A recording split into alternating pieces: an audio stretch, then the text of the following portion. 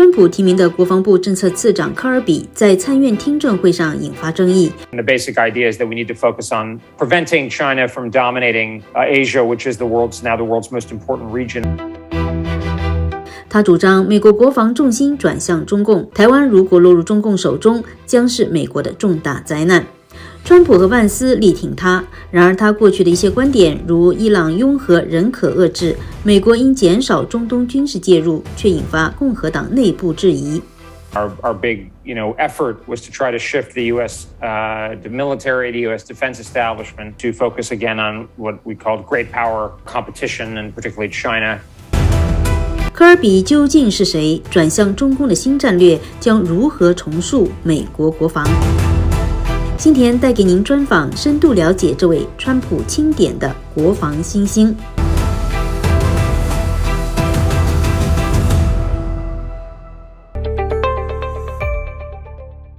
朋友们好，欢迎来到新田面对面。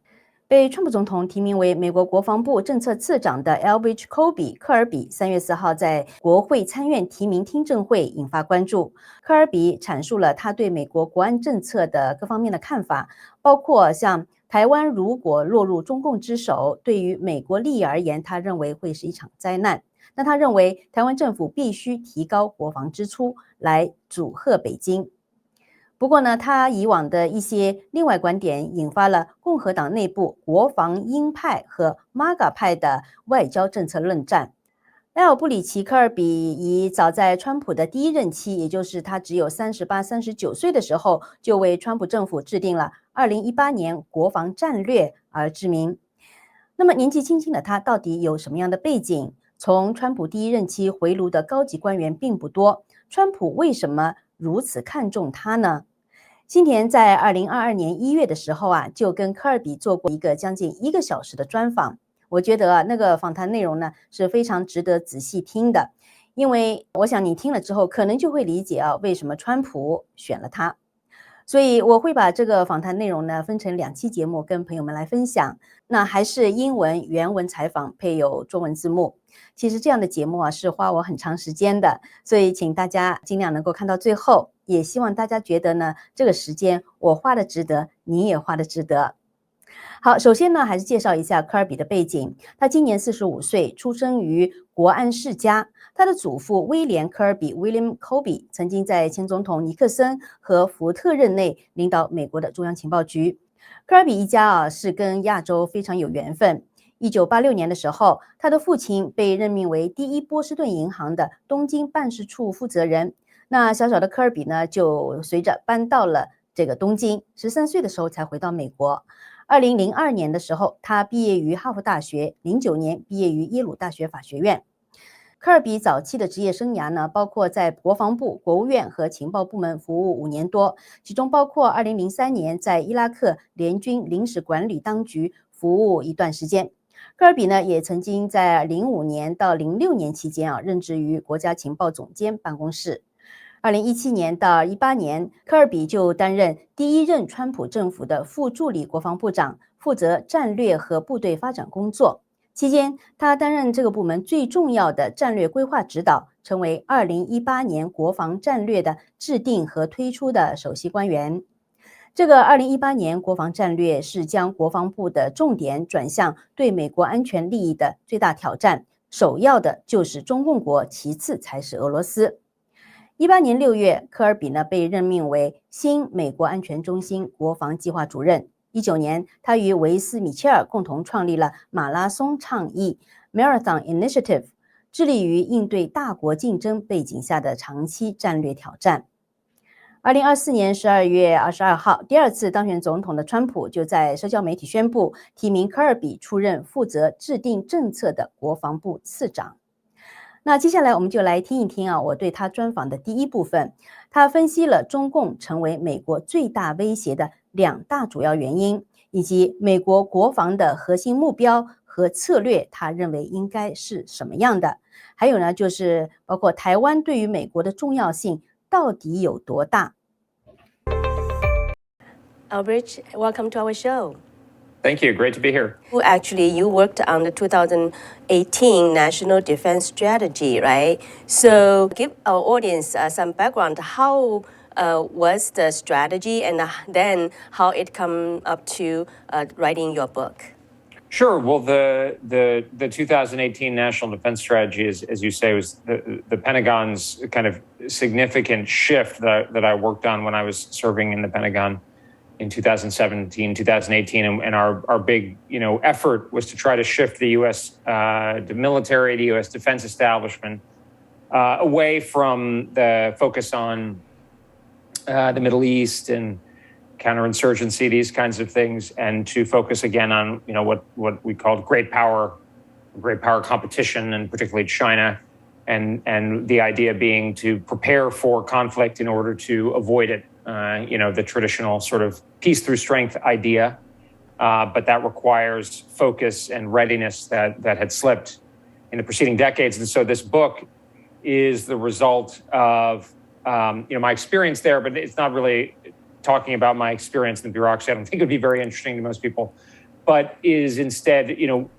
laying out, I think, in a kind of clearer and more kind of, more fine and kind of edgy way than you can in a government document usually, what exactly it is that the country, I think, needs to do, why, how, and in the broad outlines. And the basic idea is that we need to focus on preventing China from dominating Asia, which is now the world's most important region. It will be over 50% of global GDP in the future. And to do that, we will need to work with a range of other countries in the region to deny Beijing's hegemony, and that will require a military component. The military is not the exclusive area of concern. There's economics and technology, but if we don't get it right, everything else will fall by the wayside. So we need to get it right, and that's why I wrote this book. So in your opinion, the military strategy is actually the utmost important one? I think of the military as being a little bit like the police or law and order in the neighborhood. If you're in a dangerous neighborhood, it's all you ever think about. If you're in a safe neighborhood where the police do their job and have a good strategy, you never think about them. And that's what we want to get. Unfortunately, we're moving towards a dangerous neighborhood right now. Basically, we want to, I think, obsessively almost focus on the military dimension now so that we can make it relatively marginal. Frankly, I think if we do what I'm saying, the Chinese will not see an opening to advantageously use military force, but rather seek to use other less dangerous instruments of their leverage. And that will be a much better situation for us. But that will require us to obsessively focus on it now so that we get it right. And that not just us, but others like Japan, Taiwan, Australia, and others. Yeah, so let's talk about the great power conflict. Because for so many years in the United States, people, for some reason just think Russia is the largest threat, then the Middle East, right? Focused a lot of time, energy, money on the war in the Middle East. So how do you see what happened? Was there anything missing at that time, or China just has come to the point as the greatest threat? Well, there's a lot of factors. A great question. I think it's two. One is the tremendous accomplishment of the Chinese people in lifting themselves out of poverty into, widespread poverty, obviously, and into the top ranks of the developed world at this point. Following the lead of the Asian tigers of the 20th century, the Chinese people have unlocked what it is to become a productive modern economy, and now, Xi Jinping is fond of quoting Napoleon's aphorism, "Then when China finally rises, the world will shake." Well, we're now there. It took a long time, relative to when Napoleon was alive, but here we are. So the main factor is the skill and hard work of the Chinese people. Obviously, a lot of it is sort of catch up, if you will. It's not novel ways of doing things, but rather doing things that others have already done at a lower cost and so forth and scale. But it's still a tremendous achievement that most countries in the world still struggle to achieve. And China for many decades struggled to achieve. So that's the main thing. The other thing is tremendous policy failures by the United States, ultimately rooted, I think, in a combination of hubris. Many people believed that we would never be challenged, that we were too strong, and we Americans were so great that we could never be challenged. And kind of an ideological, almost fanaticism, the idea of the end of history, that all countries would eventually become like us and model themselves on us and conform their ways to our preferences and that sort of thing. And that, proved to be false as well.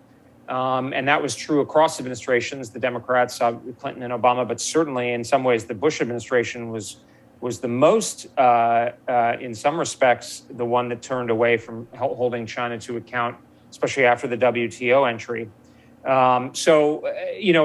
It was all across the political spectrum. But here we are. We took our eye off the ball. I mean, I think the wars in the Middle East were a tremendous failure and disaster, and they were a tremendous error. But that's where we are right now. I don't think we should listen that much to the people who advocated for them, many of whom are still in public life and are listened to, which is a bit mystifying to me. Actually, more than a bit mystifying. It's really mystifying. But, we can't change the past. Now we must go on.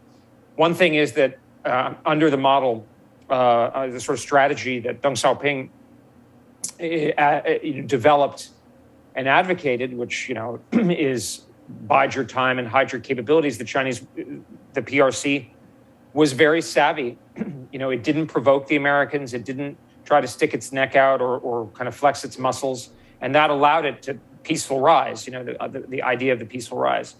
Following the financial crisis in particular, I think the Chinese leadership became more and more confident and assertive. It, to some extent, developed under Hu Jintao, but of course really accelerated under Xi Jinping. Now, nobody thinks the People's Republic will be restrained. I mean, you'd have to be crazy to think that, and people aren't crazy.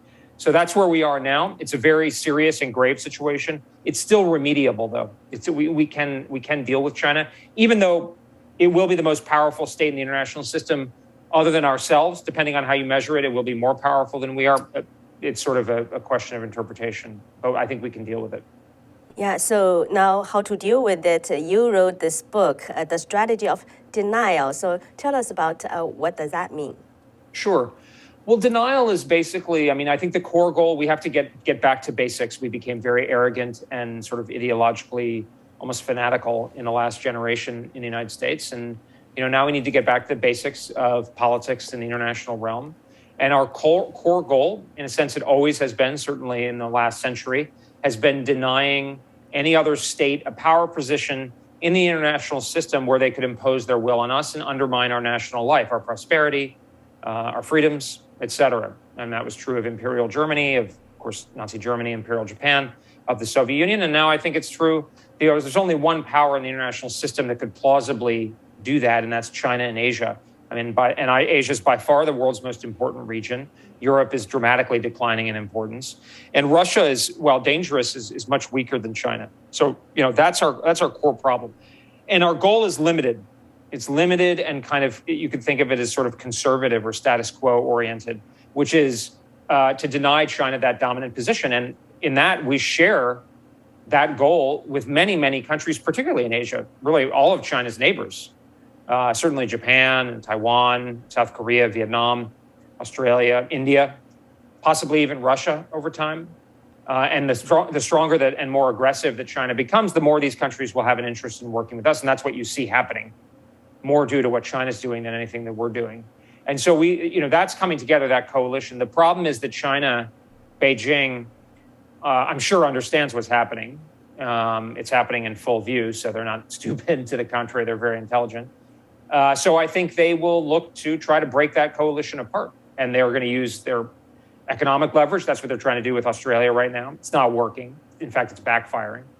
So I worry that that's going to lead them to look to the military instrument. And what my book is really about is how do we convince China not to do that it's not to its advantage to try to use military force to break that coalition apart. And that comes down to being able to defend U.S. allies in particular within that coalition, including Taiwan, in a way that is sort of sane, sort of rational for Americans to do. It's not crazy.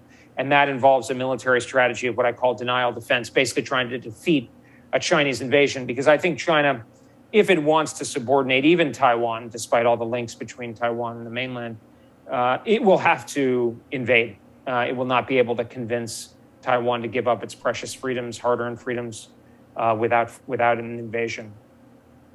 Yeah, so talking about Taiwan, a lot of, it's a really hot topic right now. How do you see the situation now? Because a lot of people are just trying to predict if and or how soon the CCP is going to invade Taiwan. What's your point of view?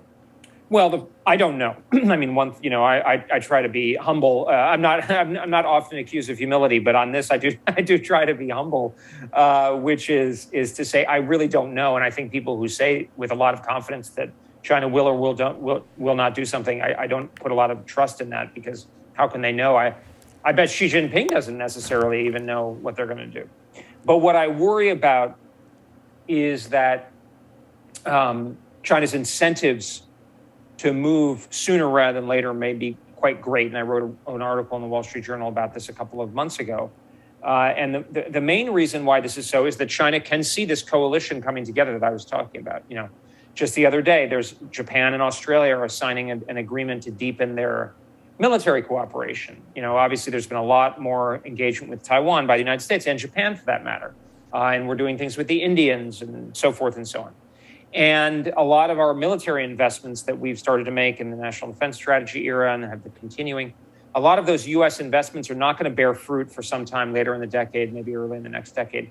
And together, those kind of may make China think, hey, especially because their military capacity right now is already paying off. Decisions they made 20, 25 years ago, particularly after the Taiwan Straits crisis of 1995-96, the Chinese decided we're not going to let that happen again. We're going to develop a military to resolve this in our favor.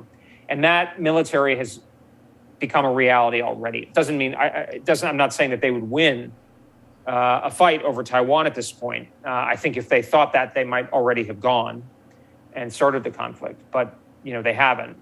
But I think the Taiwan defense minister said recently that by the middle of the decade, not only will China be able to seize Taiwan, but it will be able to do so relatively easily and at low cost. So this gives me a lot of sense of urgency. There's nothing else in the world that the United States should be worried about nearly as much as Taiwan, because Taiwan is about the future of the anti-hegemonic coalition and China dominating Asia. Ukraine's not that important. Whatever's happening in the Middle East is not that important. Asia is what's most important, and China is what's most important. We need to get that right. And frankly, we're not focusing as much as we should. To your point, how should United States prepare to, in case there's a war between mainland and Taiwan? Well, I think this denial defense idea is basically a maritime and aerospace defense, basically to sink a Chinese invasion fleet and an air armada. I mean, the Chinese would have to get forces across the strait, which is, of course, is large. I mean, it's almost 100 miles, or at many points is over 100 miles. And that's a significant challenge. It is doable. They can do it if they don't meet serious resistance from the United States. But that's what we need to focus on. And that's, anti-ship missiles, mines, submarines, aircraft, space, cyber capabilities, air defense, these kinds of things. Think more naval and Air Force and Marine Corps than, big land units at this stage. That's what we need to do. And we need to have them in the right place. They need to be trained and ready. And we need to be working closely with our allies, especially Japan and Australia, on this issue, because both the Australians and the Japanese have signaled their support for the American and Taiwanese position. And the Taiwanese need to do their part. And this is something I try to communicate with a lot of candor and frankness and directness to Taiwanese friends, is, they need to pull their weight, because the U.S. interest in Taiwan is not existential. It's a strategic interest at the end of the day. And that is contextual. It's worth it for the Americans to risk and suffer to a certain degree. But if Taiwan's lassitude raises the cost of the United States above a certain level, it will become pressing for the United States. It will become, a more prudent choice for the United States to abandon Taiwan or something like that. And I don't want that to happen. But Taiwan is running that risk by not spending enough and working enough on its self-defense. Things have improved. The Tsai government does deserve credit on this, but it's moving slowly. So you think Taiwan government should do more? Absolutely. I mean, I don't know what they're thinking. I mean, I've told Taiwan friends, I mean, I lived as a kid in Hong Kong, and I remember a lot of, Hong Kong citizens would have, a British or Hong Kong kind of passport, but then they'd also have, say, a Canadian passport or an Australian passport in case that after 1997 things got really bad, right? They had a backup plan. And I've asked Taiwanese friends, do you have that kind of plan too? Because the current course will lead to China having a militarily dominant position. In either there will be a war that you will lose, that we will lose, and you will suffer the consequences, or they will precipitate a crisis and everybody will know how it will go, and that will not go well either. So, I mean, the Taiwan government, South Korea spends more on defense than Taiwan. South Korea faces North Korea, which is a pale shadow of what Taiwan faces. Poland spends more than Taiwan. I mean, and if you look at Taiwan defense spending over the last 20 years, it's ridiculously low. I mean, if I were on Taiwan, I would spend 10%. I mean, why not? Do they want to live under the PCCP? I mean, that's the question. I mean, say what you will about Xi Jinping. He certainly seems to be serious. And he's clearly willing to kill people to get what he wants. I mean, that's obvious. It's happening in China. He's purged most of his enemies, political rivals. So I don't quite understand what people on Taiwan are thinking, But I mean, I say that from a place of sympathy and support. I don't want Taiwan to be subsumed by China. If Taiwan continues on the current trajectory, that's probably what will happen. I think what you just warned, I'm sure people who care about Taiwan would, think seriously about it. How do you think the current administration's policy towards China and Taiwan, how do you think of that? Look, I think they deserve credit for calling out China and focus. I think they are trying to focus on China, so I give them credit for that. And they explicitly carried that over from the Trump administration in which I worked. But I think what I worry about with them, among other things, is that they are placing too much emphasis on the rhetorical and the soft power and the symbolic, diplomatic kind of symbolism, and not enough on the hard power, military, when push comes to shove, strong economic links. And, there's a tendency, I think, in this administration, to give an example, Taiwan is a good example. I applaud that they are saying that their commitment to Taiwan is rock solid. They've there have been statements on Taiwan from Japan, from Europe, from the G7, et cetera. But at the same time, the military situation in Taiwan continues to deteriorate. So I'd actually rather do the reverse. I'd rather talk more quietly about Taiwan and build up our strength, the kind of old Teddy Roosevelt thing, speak softly and carry a big stick. And they're kind of doing the reverse, which actually might be the most dangerous, unfortunately, because it raises it kind of risks provoking Beijing and increasing the value of Taiwan, turning it into like a West Berlin without increasing its defense. So like my strategy would be to kind of fly low on the symbolism. I know Taiwan wants to be in the WHO or whatever. I mean, just kind of, or if another Latin American or South Pacific country decides to switch recognition to Beijing, kind of let it go, but instead respond by strengthening Taiwan's defense, arms sales, quiet cooperation with the Taiwanese, because at the end of the day, I don't think the symbolism is going to matter one way or the other. If the Chinese feel that they can get away with it, I think they're going to do it. I mean, maybe I'm wrong. Maybe Xi Jinping is bluffing. I don't know. I mean, but he certainly seems like a guy. I mean, I've spent some time on the mainland. I'm not an expert, but pretty much everybody you talk to says that normal Chinese on the mainland do care about unification a lot. It is a patriotic issue. We may not like that, but it's a reality. So it's not like it's something that Xi Jinping has cooked up. It's something that's deeply embedded in the Chinese national narrative at this point. Yeah, this narrative has been taught, since 1949. Yeah. Yeah. We were all, brainwashed about that. It's like it's almost become a part of Chinese people's thinking. They don't realize it's imposed to them. They feel that it's what they think. Yeah. I mean, you look back to France lost the 2 provinces after the War of 1870 with Germany, and it was a powerful force. I mean, it just is. These things exist. I mean, the feelings about Japan are very real, even if, sure, it's about propaganda, but A, propaganda can work, and B, propaganda usually, if it's effective, has some connection to something people actually care about.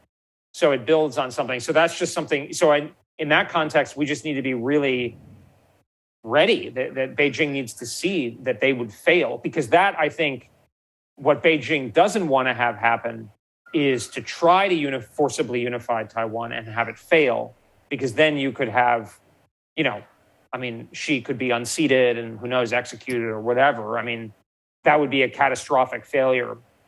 So I think that's something, if we can play to that sense that they know they can't screw it up, then that's on our side. But that's important to work at it now. So, except for Taiwan, which are the wars that the United States should be prepared to fight, in your opinion? Well, I mean, the idea here is to fight no wars, if that would be success, but to fight no wars and protect our critical interests. I think as a general principle, I'm in the school that, you want to be prepared to fight your most dangerous and powerful opponent, which is China, in order to deter that war from happening, because if you can get that right, other things will be manageable. And if you get that one wrong, it doesn't matter if you win smaller wars or you prevail in smaller wars at peripheral. So generally speaking, I think we should remain in NATO, but I think we're going to have to significantly draw down over time our military posture there.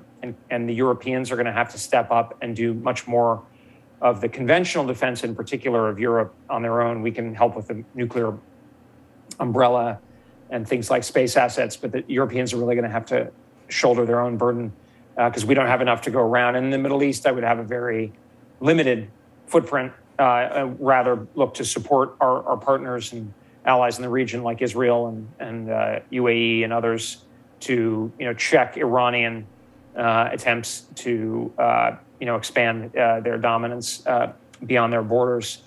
And then, but basically, the only other thing I would say is ongoing is I think we need to keep a ongoing counterterrorism operation. I mean, I think we need to have it be more kind of cost efficient than it sometimes has been in the last 20 years. But terrorism remains a problem. There's always a potential for terrorists to get their hands on, say, WMD, low probability, high impact event. So we need to, spend a certain amount just to make sure that doesn't happen. A lot of that is not the military; it's the intelligence services, diplomacy, police, et cetera. But that's basically how I would look at it. No, but I mean, I guess the bottom line I would say is, I've only supported one, new military intervention that I can think of in my adult life, which was the original narrow mission in Afghanistan against Osama bin Laden, of course, and Al Qaeda, but also a punishment of the Taliban. Otherwise, I'm basically loath to get into new military engagements if we can possibly avoid it. But with China, they need to understand that. If they're allowed to dominate Asia, our lives will fundamentally change in bad ways. And they need to understand that we will fight rather than let that happen. 好，观众朋友，不知道您对科尔比的观点有什么样的看法？您觉得他讲的有道理吗？听到这里，您觉得川普为什么会看中他？是不是已经有答案了呢？赶快留言分享，所有的观点我都想看到。那么，如果您觉得这个专访还不错的话，就记得点个赞。好，还有下半部分的专访我会在下一期来分享，所以请您记得要订阅，打开小铃铛就可以及时收到通知了。因为这个订阅呢，有的时候就会不知不觉的就没有了哈，也可能因为新田的发布节目呢还没有那么的规律，但不管怎么样，记得去看一下有没有订阅哈，打开小铃铛，这样的话呢就不会错过新的视频了。好，非常感谢您的收看，我们就下次节目再见咯。拜拜！订阅新田面对面频道，并打开小铃铛，这样就不会错过最新的视频节目了。